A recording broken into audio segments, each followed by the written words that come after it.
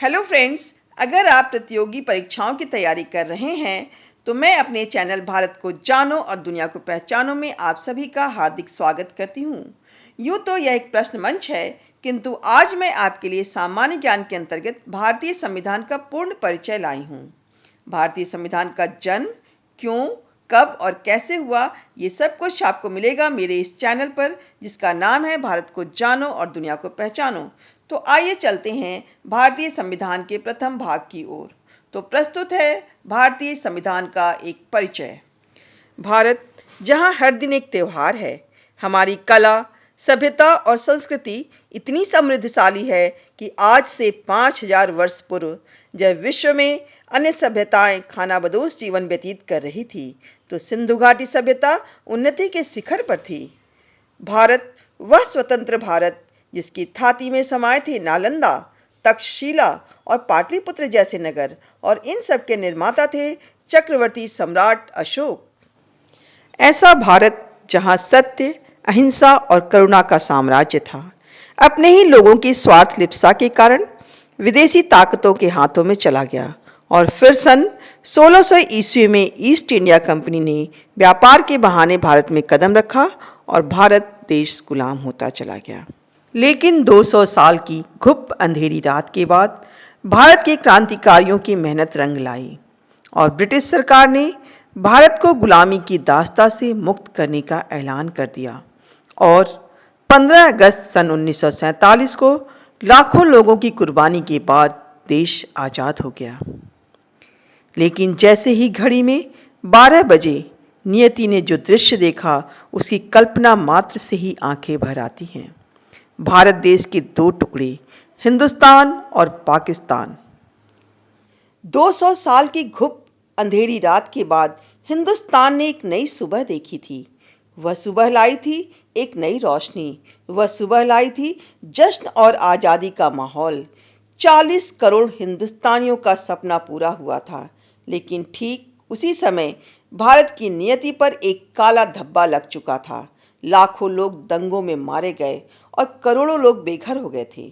जमीन पर लकीरें खिंच गई थी, पानी का बंटवारा हो गया था, और हो गया था धर्म के नाम पर दिलों का बंटवारा। जाने कितने रिश्ते टूटे, कितने घर उजड़े, और उजड़ गया था सोने की चिड़िया कहा जाने वाला भारत। गांधी जी ने तो आजाद भारत का सपना बुना था, लेकिन नियति के पन्नों में तो कुछ और ही लिखा था, और 30 जनवरी सन 1948 को प्रार्थना सभा से बाहर आते समय उनकी हत्या कर दी गई। ऐसे में भारतीय संविधान की तैयारियां, जो 9 दिसंबर 1946 से ही चल रही थीं, doctor Rajendra Prasad, doctor Bhimrao Ambedkar, Shri A.K. Iyer, Shri N. Gopalaswami Ayyangar, Shri K.M. Munshi, Syed Mohammad Shahadullah, Shri V.N. Mittal एवं डॉक्टर M. खैतान, जो गुलामी की आग में तपकने, वे सब मिलकर आज़ादी को युगों युगों तक जीवित रखने के लिए संविधान की संजीवनी बना रहे थे। काफी जद्दोजहद के बाद 26 नवंबर 1949 को भारतीय संविधान का जन्म हो गया, लेकिन औपचारिक तौर पर दुनिया के सामने 26 जनवरी 1950 को लाया गया। डॉक्टर भीमराव अंबेडकर को भारत का संविधान निर्माता कहा जाता है। वे संविधान मसौदा समिति के अध्यक्ष थे। भारतीय संविधान की कल्पना केवल एक किताब की तो थी नहीं, यह तो एक सपना था, एक मुल्क का जिसके दिल में धड़कन हो।